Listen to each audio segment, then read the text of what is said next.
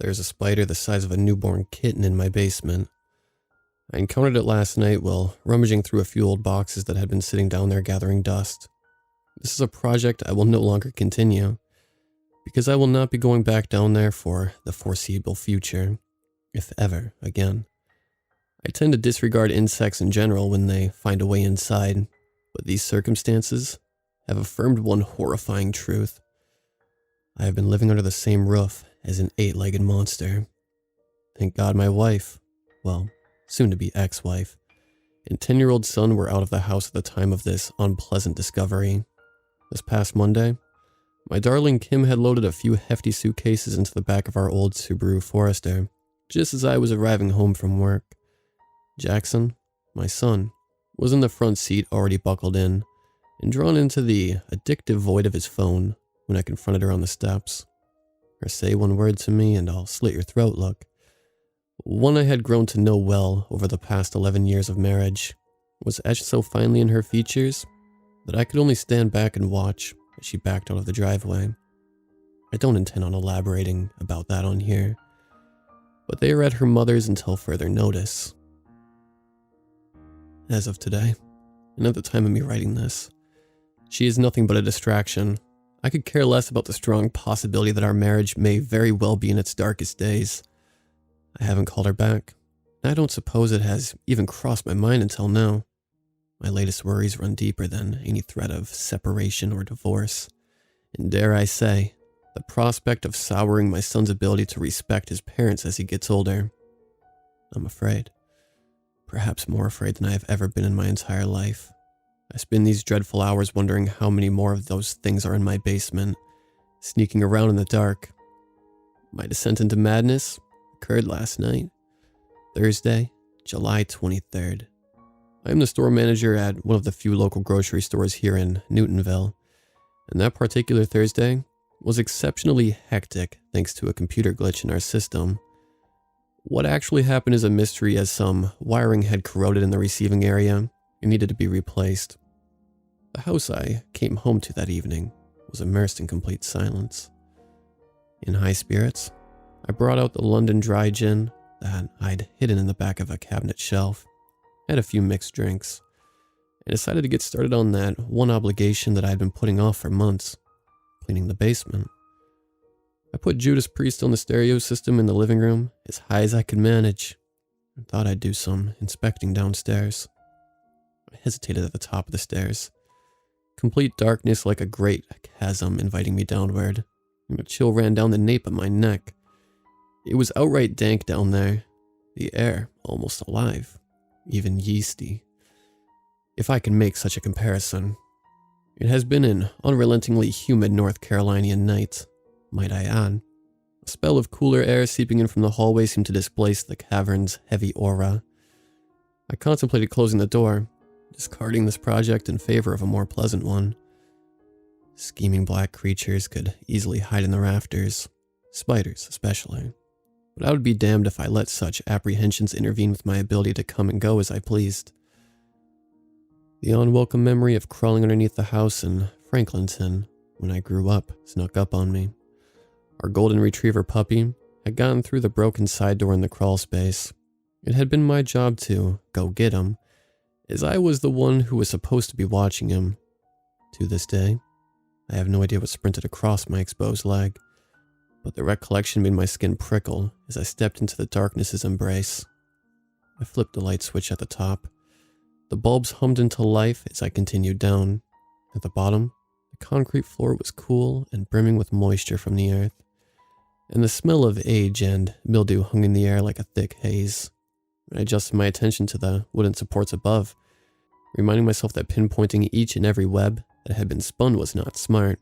One of my greatest fears had been walking through a massive web, panicking and spitting pure terror, then looking down to find one of those black and yellow orb spiders galloping up to my collarbone. The utility lights obscured whatever perched above my head, which was good.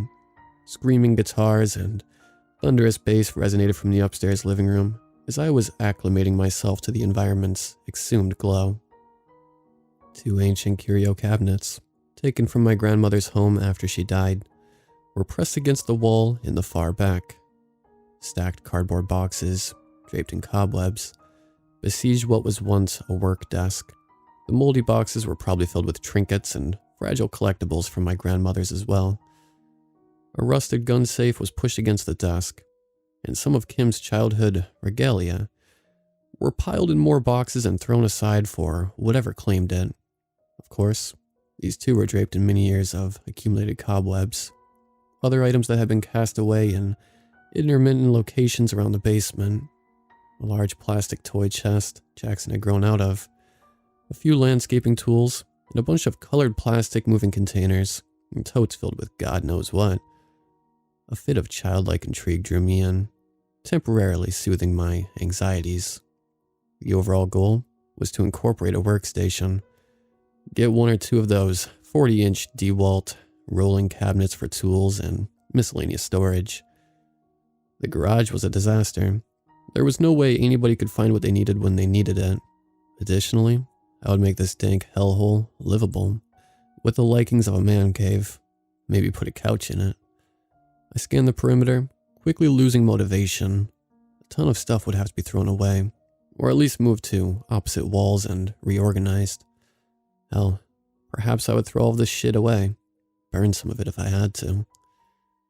In the tight gap between the far side wall and one of the curio cabinets, I could make out a network of fine webs thick enough to strangle Andre the Great.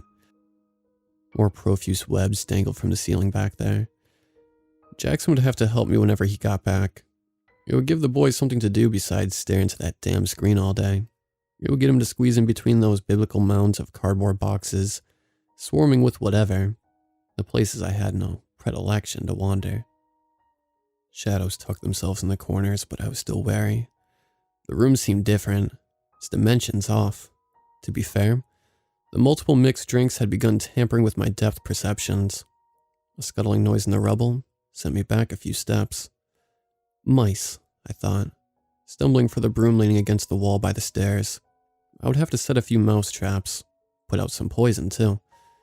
By the time I was completely finished with my project, I would be a notorious serial killer of rodents. The idea's certainty was so offsetting, I had to hold the wall to prevent the drunk giggles from tipping me over. The same noise was then directed along the wall behind me. It was followed by the appearance of a mouse who, frantic from the severity of the reinvigorated glow, zigzagged the stained floor. Calmly stepped to the side, using the broom to divert it away from my naked feet. It scampered towards a heap of storage and out of sight. Enjoy it while you can. I began knocking mummified insects and webs off the covers of containers and moving them aside, using the broom as an aid in my advancement. Though considerably impaired, I was careful not to step on anything that might make me yelp, such as a roach or another dizzy rodent, bent over half naked, prodding tentatively at the soggy objects, sweat gluing my boxers to the crack of my ass. I know I looked ridiculous. I worked my way forward, every now and then peeking inside the harmless-looking containers. I'm not convinced everything would have been fine if I had quit my discovery seeking right then, put the broom back in its place, stumbled back upstairs, locked the door, and poured more sweet gin down my gullet. Moreover, I don't know what's worse, knowing what's down there or not knowing and continuing to live here unaware of its existence. I do know that I shrieked loud enough to dry out my throat after dragging that red container to the side. Bright red and white spots flared in my vision. Christ, motherfuck. Behind it was a bristly, light brown spider with a leg span as large as my entire outstretched hand. Its elongated legs were spread and flattened to the ground in a manner that reminded me of one of these pouncing spider alien creatures in the Aliens movies. And to my horror, each one was about the width of a carpenter's screw. The plumpness of its body favored a cannibalistic cockroach thriving inside of a drainage pipe. After the initial shock of realizing what I was seeing, I found myself actually believing in my alcohol-induced confidence that it was fake. But then its coarse body oriented, swelled in my presence as if it had read my mind and pleasured in proving me wrong. A leg curled inward. Step closer. Come prod me with that broom and I'll show you what I can do with my fangs. It seemed to menace. Another leg tottered just above the floor.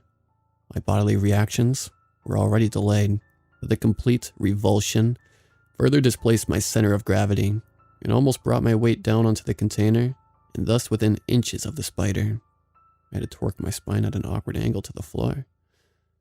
The next 30 seconds were a blur, but I'll try my best to recreate what happened. The spider skittered from view. I shouted, fell backwards, sideswiping a stack of tightly sealed boxes on the way down and using all of my willpower and energy to not let their contents spill onto me. There was no telling what kinds of creatures had set up shop in them. What if there were more? A heavy box fell on my lower leg. I kicked at it with frantic urgency and had inadvertently caved in the side. Where is it? Where is the fucker? I thought crazily. The floor smelt of corrosion and rust, and it was littered with dry mouse shit and the hardened corpses of small bugs. I leaned on my forearms for leverage, slid back a few feet, and started to hoist myself up when I caught something large moving up one of the plastic containers at my feet. I climbed over the top and temporarily disappeared to the other side. I shouted again, more incredulously than in fear. It didn't make any sense how a spider that massive could have existed anywhere around here. The room spun in front of my eyes. Finding logic had been virtually impossible in the randomness of this situation. As soon as I got to my feet, out of nowhere the fiendish thing flew off the container and landed where my feet had been seconds before. I groped blindly for the broom handle on the ground where it had fallen, still unsure of what I had just seen was real. I had to squint under the disorienting light, but I held the handle in a death grip. The spider was a stagnant, breathing mass on the open floor in the vicinity where I had fallen. I was overcome by a disturbing intuition. The rafters. Countering thoughts immediately ignited the inside of my skull. Don't look up. Whatever you do, don't look up there. It sprang forward. Operating on will to survive and instinct, I pushed the broom's end into the spider's path, intent on raking it across the floor until it was mush. It leapt for the threatening object with no hesitation, wrestled with the cobwebbly bristles in pursuit of what I can only describe as wholesome vengeance. It clambered its way up and clung to the handle despite my violent attempts of shaking it off. Come on, you son of a bitch.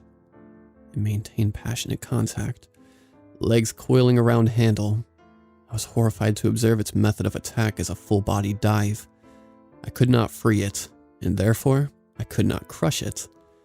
In an instant of wild calculation, I launched the broom as far as I could muster into the rubble and made a hopping jolt for the stairs, but I was positive that it was already gaining on me and would lurch at my ankle at any moment. I slipped sprinting up and caught a knee, then my face on the wooden planks.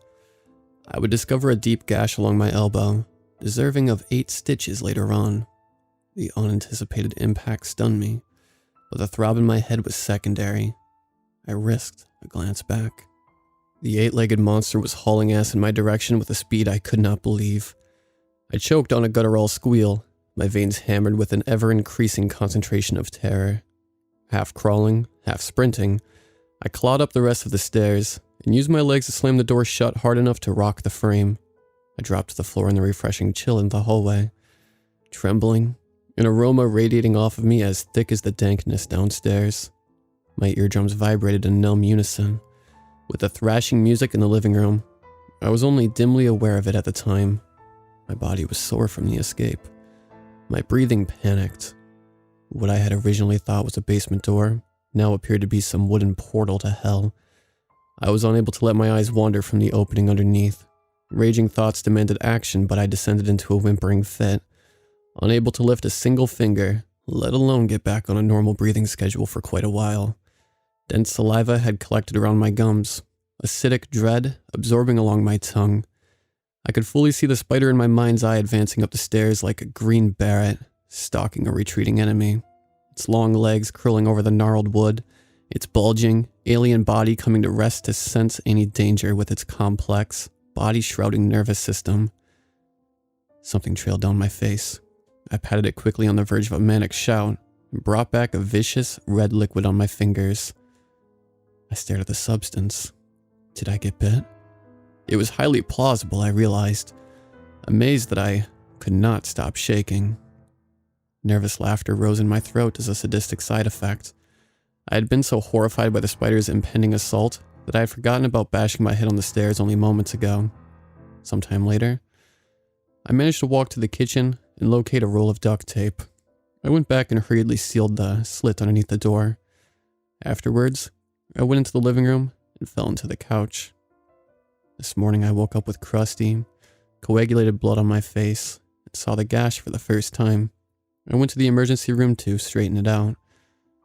A little while later, I called the local exterminator and told him I had a major spider problem, to which he began peppering me with a list of questions.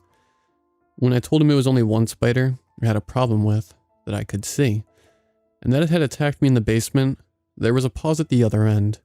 I wasn't surprised to hear a touch of humor in the man's voice. "One spider, eh? It's a nasty one," I said. I neglected to tell him how large it was, in fear he'd break down and call me a nutcase. Surely there were no spiders indigenous to Newtonville on that variety in my home. Whoever comes will see for themselves, I thought. When he had all of my contact information, I hung up and continued applying duct tape over the air vents on the first floor. I was expecting a character similar to that of John Goodman's portrayal of the heroic spider executioner in the movie Arachnophobia, the only movie that ever came close to being a true horror movie, in my opinion. But when the man stepped out of the white van with the Bug Gone Company logo across the side a few hours later, he was considerably younger than I imagined. I met him in the driveway out in the July sun. He wore navy blue coveralls and had a 5 o'clock shadow. His widow's peak was already gaining moisture. We made small talk while he rounded up supplies from the interior of the van. A pair of elbow-length gloves, goggles that he situated over his forehead for the time being, a respirator, and a red tank with a 2-strap harness that he slung over his shoulders like a jetpack, backpack hybrid. A hose was attached to the tank, and the other end to a long dispenser that he clipped to his belt. I invited him in and watched his face for any signs of amusement at what I had done to my living room over the past few hours. "Okay," he said, bypassing the 50-inch plasma TV I unscrewed from the wall earlier and had left in the middle of the floor. "Thought you said he was in the basement. Did he get out?" "The fucker's still in the basement," I said. He nodded as he surveyed the living room, and I think he knew I had taken the fast train to La La Land then. He would not be so incredulous to my actions in about 15 minutes. In addition to unscrewing the plasma TV from the wall, I had flipped both couches on their sides and removed all the cushions so I would not have to worry about anything hiding there. I stacked the couch cushions outside behind the porch to burn later on. The round glass table in the living room wasn't worrisome to me, but I had needed to disassemble it in order to get at the rug underneath. I rolled it into a loose roll and struggled with it across the yard. All furniture that had been tucked up against the wall were brought forward and laid on their sides as well. All kitchen drawers were emptied. The contents from each worth saving I put in garbage bags, tied in triple knots, and set in the garage. The drawers themselves were put in the pile outside with the cushions and would be burned. Any framed pictures on the walls were taken down, and with the air vents sealed, I hardly felt any better. Where's the basement, man? I led him down the hall to a door I had sealed completely shut with the blue tape. He turned to me smirking. How am I supposed to get down there? Friendly exasperation sang in his voice, and I went to grab the box cutter in the kitchen. My body ached to get away from the door immediately. I could actually feel the sheen of clammy sweat starting to ooze from the pores on my forehead. "It does the job," I said, the razor unsteady against the sealed crease in the door. "No games. That stuff will do more than stun it, right?" "I got the shit for the circus, man." The texture of his face looked coarse in the light of the hallway as he patiently stepped aside, and then watched as I cut the seal along the entire perimeter of the door. My heart began to beat faster, thinking, "It's right there behind the door waiting to pounce. I know it is. It's going to be right there behind the door. Oh God. Somehow it knows what I'm doing." "Hey, man." I looked up at the sound of the exterminator's voice, light-headed from bending over. How long had I been staring at the crack under the door? His hand gripped the doorknob. "Relax, I'll find him.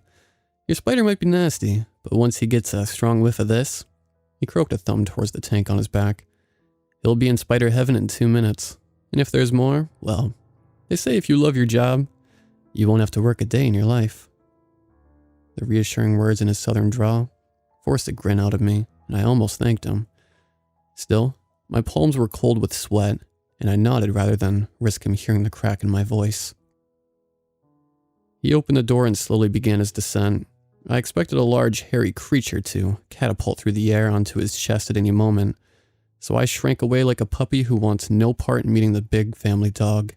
If there was, indeed, more than one of these things down there, as he suggested before, I knew my mental instability would only get worse. Just find and kill the nasty thing, I thought. Get over with it, please, and kill anything else that moves too. Hell, coat the whole basement with poison. I don't care. I quickly shut the door, but could still hear his boots hitting the wood like Thor repeatedly dropping his hammer. After a few seconds, there came a distressing bang, bang, bang, bang, as if he had overstepped, lost his balance, and crashed to the bottom. Intermittent curses and harsh grunts drifted upwards. I listened at the door, touched the knob, and then expelled the breath I had been holding when his hasty, slightly amused voice resounded from below. All right, busted my ass, but I'll survive. I thought I heard the echo of a laugh, so I relaxed and went into the kitchen to make myself a sandwich for lunch. I'd been eating less and less, but spider-proofing the first floor of my house had made me ravenous. As I was reaching for a beer in the refrigerator to wash it down with, I heard what sounded like a bark and swallowed a knot of dread inside, knocking the beer bottle over onto the floor. It shattered. I rushed down the hallway, nearly tripping myself in the process, and forced an ear against the door.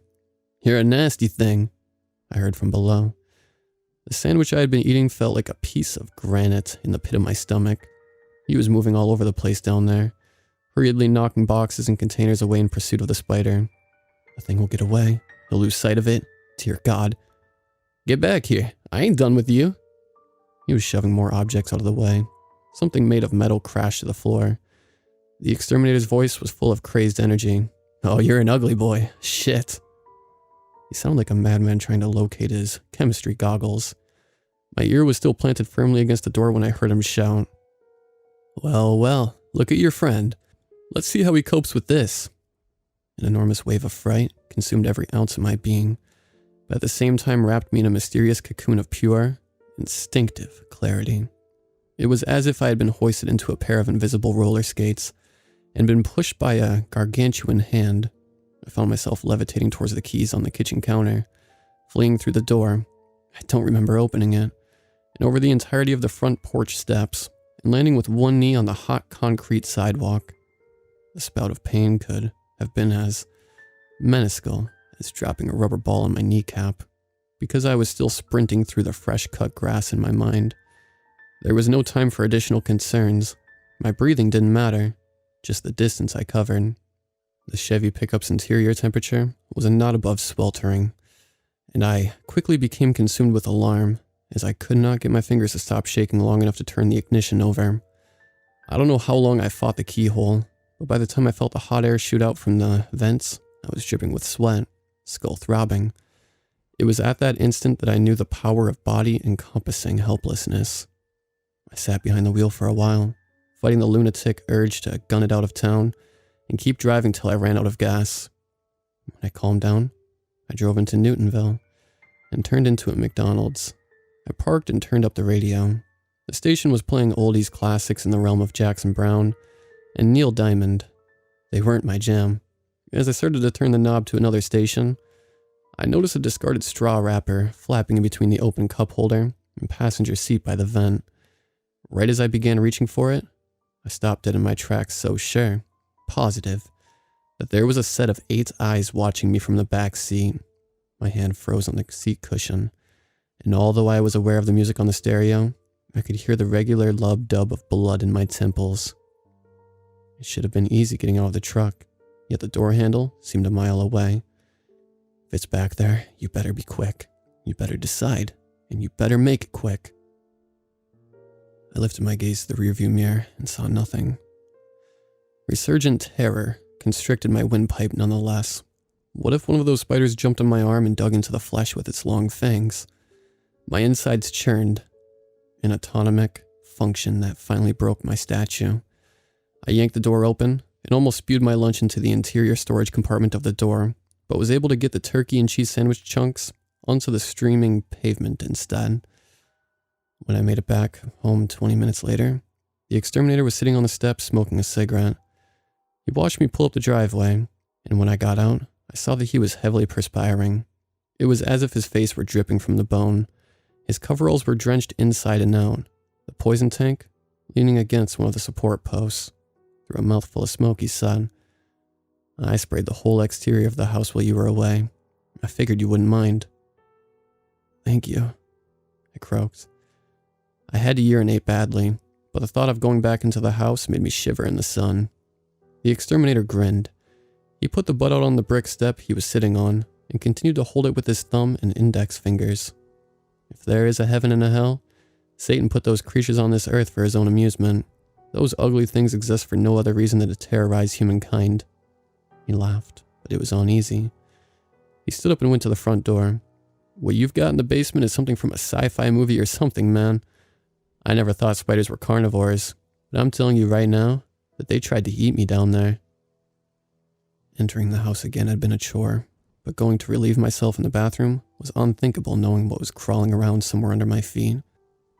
I originally thought they were some huge, mutant wolf spiders, but their legs are different. Hell, their behavior is different. I may be any old local guy somebody calls out to their house for any routine spraying, but I've always been the spider guy to my coworkers. I don't have a degree, but I do spend a lot of my time researching them. That said, I think what you have in the basement are huntsman spiders. They are extremely rare around here. Over the past couple of decades or so, they've been slowly introduced in the lower southern parts of the US, but I never thought I'd see one this far north. See, they're indigenous to Australia, parts of Africa, Asia. Farthest place north that I've heard of them being is the Panhandle. Species of the huntsman spider can be found in parts of Texas, too.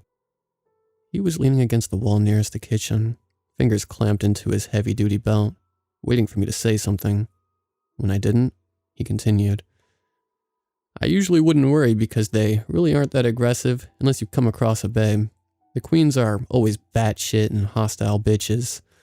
She'll stand guard around her nest and not eat for sometimes weeks. But if you leave them alone, you're good. All they want to do is eat the bugs down there. See, they're nomadic hunters. They spend their time hunting and eating, and they move around a lot." He picked at his hands. "But it's my opinion that you've got a pretty pissed off crew down there right now. They didn't take too lightly to me storming their territory and spraying them with my napalm." My heart hammered. Crew? The word turned my blood into sloshing ice shavings. "I met one last night," I said. "He tried to bite me, chased me." The memory would forever be seared into my brain. "How many were down there?"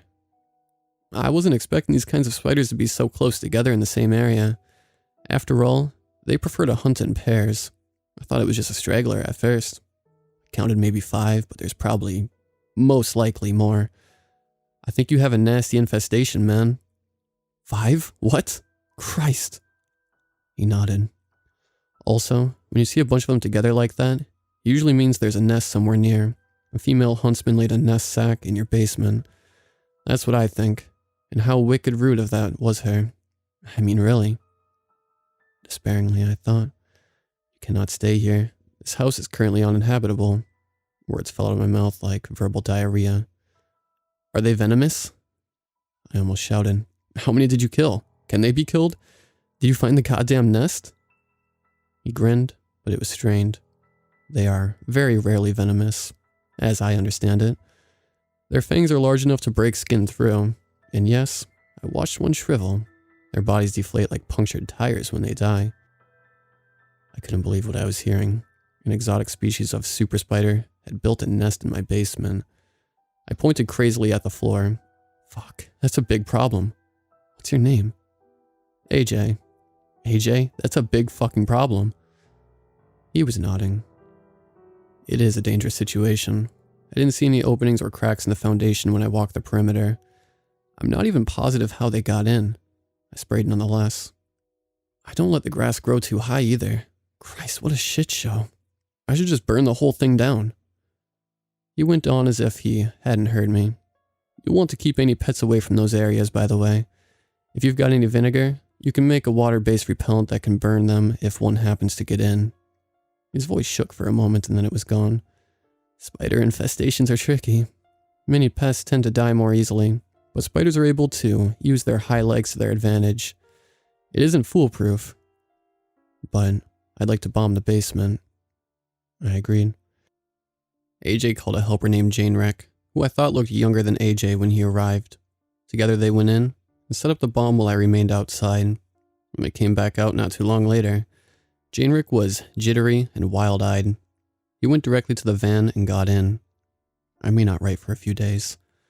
I want to forget about the huntsman in my basement, but I've got a feeling that this may only be the beginning of this ordeal. It's been 4 days since we set the bomb off in my basement, and since then, I've been researching the huntsmen. I learned that they are night stalkers, carrying out their meticulous and ruthless attacks on unsuspecting prey at night. Evidently, they can live in tree bark and wooded areas, but they often wander into homes and vehicles during this time of year. Perfect. I was going to sleep in the truck, but I think I'll sleep in the living room tonight. It's July 30th. Kim came by this morning and saw what I had done to the furniture. I tried explaining to her that there was a spider infestation in the basement and I had to bomb it. But is that woman capable of reason? I don't think so. When she saw that I had placed all of her belongings, including most of her clothes and jewelry, in multiple garbage bags and set them in the garage, she left in a rage of squealing tires. I don't think I'll be getting a call back. Boo-hoo. By the way, I think the huntsmen are in the attic now, too. It's August 1st. I spent this Saturday morning creating a large bonfire in the backyard. I can't put into words the type of alleviation I felt burning most of the furniture from both the upstairs and downstairs rooms. Both couches from the living room, and even the kitchen table. The fire at its highest intensity was nearly as high as the first floor, and its heat sphere forced me far back. By then I was exhausted and drenched in sweat. That evening, the fire was reduced to that of a comfortable campfire quality, and I watched the bright red and orange embers and the coals swell in and out like a torched heart. Tomorrow, I might burn some more. Today is Thursday, August 6th. I don't know if the bomb worked in the basement or not because I have not ventured down there since that Thursday evening. The past 5 days or so have been some of the worst in my life. The lower floor of my house looks like a white room with a hardwood floor. Upstairs, the master bedroom has been completely cleaned out, save for the bare, frameless mattress plopped on the carpet in the middle of the room. The corresponding closets are also empty, and the adjacent bathroom as well. I sealed both sink drains with whole rolls of duct tape. I did the same to the shower and bathtub drains just in case something was in the pipes. I haven't showered since then. I left the toilet alone, but I try to hold it as long as I can. I've been using my sick and vacation days, but I don't know if I'll be coming back at all after what's been happening in this town. There are a few incidents I need to share here. Last Sunday, the 2nd of August. According to the local paper, a man stumbled into an emergency room holding his hand in a fit of agony. The Newtonville Star described the incident as a very rare occurrence. The man was interviewed a day later in his hospital bed. Quote, "It was the biggest spider I ever saw. It jumped on my hand in my attempt to trap it." He was quoted as saying, "I guess that's what I get for trying to dispose of it the humane way. You know, the really scary part was how hard it was to get off. Scared me and my wife to death." He was expected to recover quickly. 2 days later, on the 4th of August, there was a nasty 4-car pileup on Highway 70 East, leaving Newtonville at around 2 in the afternoon. A child was killed, and 5 people injured when a red minivan suddenly swerved sharply towards the right shoulder, and then turned and crisscrossed 3 lanes of traffic. One bystander described the scene as almost apocalyptic. Another bystander provided insight into the terrible accident. A local news station reported on his testimony. "I was in the middle lane when it happened, see. The car was on my right side, and when I looked that way, the woman behind the wheel was flailing around like she was locked in there with a wild animal or something. Crazy." That woman received a few deep lacerations and a broken arm, they said. But she was hysterical and extremely physical when paramedics tried to get her on the stretcher. Later on that day, a black 2014 Chevy Cruze was seen rolling down Main Street in Newtonville, with the front door wide open. Nobody was in the car, but a few witnesses on the street sidewalk said they saw a frantic man in a white t-shirt jump out minutes before. A few days ago, I stopped driving the Chevy, not because there was one of them in it, but for the simple fact that there could have been. And let me tell you, somehow that's worse than finding one on the floorboard or looking into the rearview mirror to find one spread out across the rear glass window. When you fear what lurks in unfathomable places, there is a persistent terror in every particle that grazes your skin, in every step you take outside of your domain, and in each and every position you try to sleep in. This is what it has become for me. The Harley in my garage came in handy. I power washed it thoroughly for over an hour today, and did the same thing with the helmet. It's amazing how many objects we take for granted or safe for handling, when there could likely be a creature hidden along its depths, or nestled in a gap intent on striking. I know that bike is clean, I tell myself. I know there's nothing in that helmet. But when I blink, is it possible that something changed? Something moved in that tiny fraction of a second. It's August 7th. Last night, I decided I couldn't sleep another night in that house. I became obsessed with the idea that they were moving inside the walls. With only the clothes on my back, I pumped my Harley northward and stopped in Wilson, a large rural community on the verge of becoming a small city. At a super rate, I requested a few nights rent for a room on the first floor just in case I needed to get out of the building in a hurry. The bedside lamplight domes were weak, and for a panicked second, I thought I saw a huntsman perched underneath the air conditioning unit at the window, shrouded in shadow. Turned out to be nothing but my own ill imagination. After doing a thorough but cautious search of the bathroom, I took the longest shower of my life, wiping the condensation from the mirror afterwards, reflecting a haggard man I almost didn't recognize. I stripped the comforter and sheets off the bed, and made sure the room was clear of anything that moved in plain sight. When I realized I had forgotten my MacBook in Newtonville, I begrudgingly went back later that night and retrieved it, reminding myself not to forget anything else this time. Before I left again, I began thinking about that big pile of estranged wood that was once my home. The culmination of these thoughts landed me in a fit of rage that I fear I cannot put into words.